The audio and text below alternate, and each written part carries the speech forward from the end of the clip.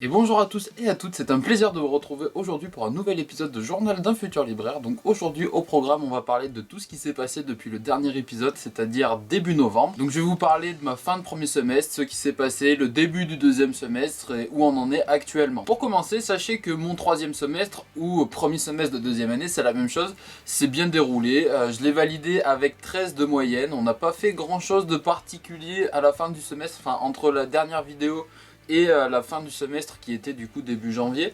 Donc en soi j'ai pas grand chose d'autre à dire là-dessus, si ce n'est que bon dans les matières habituelles nous avons eu des partiels, une fin de semestre on ne peut plus classique si je puis dire. On va dire que la seule chose marquante qu'il y a eu en cette fin de premier semestre, c'est le projet éditorial et la soutenance de présentation de ce projet éditorial, enfin la soutenance de mi-parcours on va dire, où on présente l'avancement, où est-ce qu'on en est, ce qu'il nous reste à faire. En fait c'est juste avant d'attaquer vraiment concrètement la mise en page.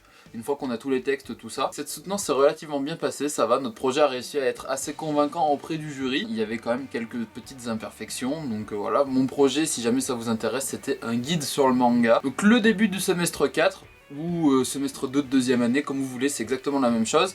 Alors nous avons eu quelques nouvelles matières, ce qui change aussi pas mal, c'est qu'il y a eu le début des modules complémentaires. Alors les modules complémentaires, c'est grosso modo des matières qu'on peut choisir nous-mêmes en fait. On a eu un choix parmi peut-être 7 ou 8 matières, on devait en prendre 4. Moi j'ai choisi journalisme audiovisuel, ensuite j'ai décidé de prendre atelier d'écriture, événementiel en librairie, et pour finir j'ai pris perfectionnement en PAO. Journalisme audiovisuel, c'était juste simplement apprendre à réaliser de petits reportages, manier la caméra, tout ça, enfin c'était assez classique. Atelier d'écriture pareil, la prof nous donnait des consignes, on devait faire des textes, des poèmes par rapport à ça, c'était super cool, il y avait quasiment toute la classe d'inscrits dans ce module d'ailleurs. Perfectionnement à la PAO, comme son nom l'indique, hein, on travaillait sur InDesign, enfin la suite Adobe ou la suite Affinity au choix. Et ensuite événementiel en librairie, c'était pareil, c'était super intéressant, c'était comment les librairies et les libraires appréhendent certains événements, les mises en place qu'on peut faire, que ça soit au niveau des stocks, que ça soit sur les réseaux, enfin tout ce qui est la communication en fait autour de la librairie, et c'était super intéressant de voir ce module justement. Ensuite les nouvelles matières principales qu'il y a pu y avoir lors de ce nouveau semestre, c'était la littérature étrangère en langue étrangère. Enfin à la base sur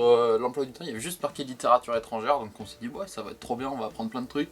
Au final c'était littérature anglaise en langue anglaise, donc là c'était tout de suite beaucoup moins rigolo. Mais bon après en soi ça s'est bien passé, ça va. Mais ce n'était pas la seule matière que nous avons eu en anglais ce semestre là, puisqu'il y avait également édition internationale. Si jamais vous n'êtes pas très fort en anglais et que vous vous dites que ça va cartonner, enfin que vous allez vous louper dans ces matières, dites-vous qu'il n'y a pas besoin d'avoir un niveau absolument monstrueux en anglais. La preuve c'est que même moi j'ai pu suivre les cours. Sachez qu'en général quand c'est des cours en langue étrangère, les profs sont quand même très à l'écoute et n'hésitent pas à répéter si jamais il y a besoin. C'est vrai que c'est un petit peu déroutant parce qu'on a l'habitude de travailler en anglais, enfin de faire des cours d'anglais, mais pas nécessairement avec le vocabulaire de l'édition, donc là c'est un petit peu un vocabulaire à apprendre, mais une fois qu'il est maîtrisé ce vocabulaire, ça passe tout seul. Je vous le dis d'expérience, donc surtout ne paniquez pas si vous vous dites je veux pas faire métier du livre, parce qu'en deuxième année il y a des matières en anglais, vraiment ça en vaut pas la peine. Autre nouvelle matière que nous avons eu, c'est le marketing du livre. Alors le marketing du livre c'était, en vrai c'est tout ce qui est marketing habituel, sauf que là on l'a ramené au livre. Ensuite la dernière matière que nous avons eu c'est production éditoriale et politique d'acquisition, donc là on a travaillé sur tout ce qui était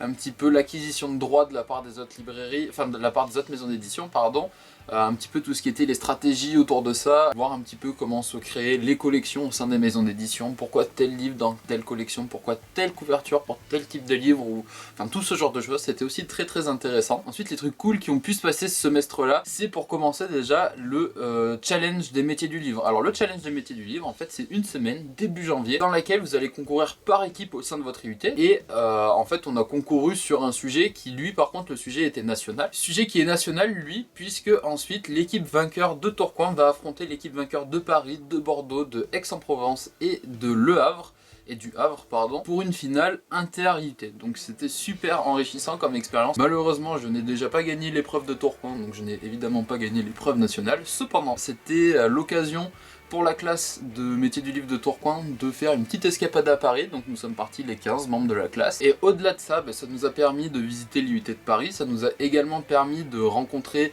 les autres étudiants des autres formations métiers du livre de France, donc ça a permis de tisser des liens un petit peu avec Bordeaux et Aix-Paris, enfin on a pu parler avec tous ces gens-là. Au passage, félicitations à l'équipe du Havre qui a remporté le challenge métier du livre de cette année. Ensuite, début mars, nous avons eu la chance de nous rendre à la foire du livre de Bruxelles dans le cadre du cours d'édition internationale. Le seul mot d'ordre c'était c'était aller visiter la foire du livre de Bruxelles, donc faire un petit tour, repérer un petit peu le paysage éditorial qu'il peut y avoir, les différentes stratégies qui sont adoptées par les maisons d'édition. Ensuite, on était lâché dans Bruxelles pour aller un petit peu visiter les différentes librairies atypiques, enfin pas nécessairement atypiques, mais les différentes librairies indépendantes qu'il peut y avoir dans la ville. Donc le groupe dans lequel j'étais, on a été voir la librairie Tulitu à Bruxelles, on a été voir la librairie Bruxelles d'ailleurs, qui fait de la bande dessinée, du manga et de la figurine, et qui a aussi une grosse partie produits dérivés Harry Potter. Et pour finir, on a été voir la librairie Tropisme, si je me trompe pas, c'est dans les galeries de la Reine ou un truc dans le genre à Bruxelles. Je suis pas non plus un expert de Bruxelles, hein, j'y étais qu'une fois, c'était cette fois-là d'ailleurs. C'était vraiment magnifique, j'ai pas pris d'image à l'intérieur des librairies, mais quand même mention spéciale pour la librairie Tropisme qui est dans un vieux bâtiment style un petit peu esprit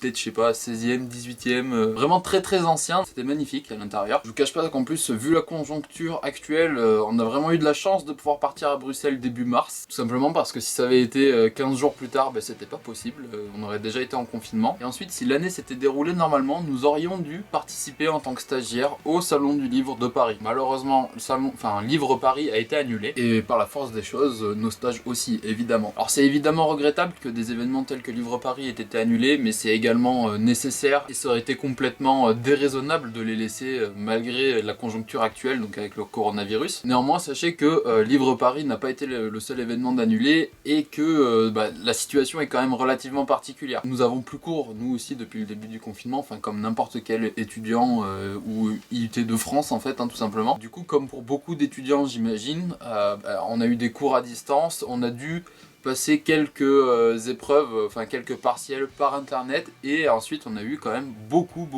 enfin de devoirs en fait, on a eu tout simplement des devoirs à faire. Je dis beaucoup, c'est vrai que si on avait eu tout ça à faire avec une semaine de cours classique, ça aurait été, je pense, avec les délais qu'il y avait en plus, je pense que ça aurait été tout simplement impossible à moins de dormir 2 heures par nuit. Sauf que là, comme on n'avait pas cours, même si ça pouvait paraître beaucoup, on a quand même eu le temps de le faire dans les délais sans non plus que ça soit complètement débordant de travail. Autre chose qui est regrettable, c'est que normalement on devait partir en stage début avril. Moi je tourne cette vidéo le 6 avril et normalement c'était censé être mon premier jour de stage à la librairie BD Plus Café à Lille. C'est regrettable, mais tous nos stages en librairie ont été annulés, évidemment, puisque les librairies sont fermées jusqu'à nouvel ordre. Hein. Pour l'instant, on n'a pas de stage de prévu en deuxième année. J'espère vraiment qu'on va pouvoir faire un stage un petit peu plus tard dans l'année, donc fin mai, au mois de juin, ce serait vraiment cool quand même, parce que ça apporte une expérience, ça apporte des contacts, et puis ça fait bien quand même dans un CV de dire qu'on a fait un stage en quelque part. On attend, enfin comme la majorité des étudiants de France, j'imagine, on attend un petit peu de savoir à quelle sauce on va être mangé pour ce qui est de la validation des années, savoir si on va devoir rattraper les cours fin juin, mois de juillet, savoir si on va devoir faire tous nos stages cet été. Enfin c'est une situation assez compliquée, je vous cache pas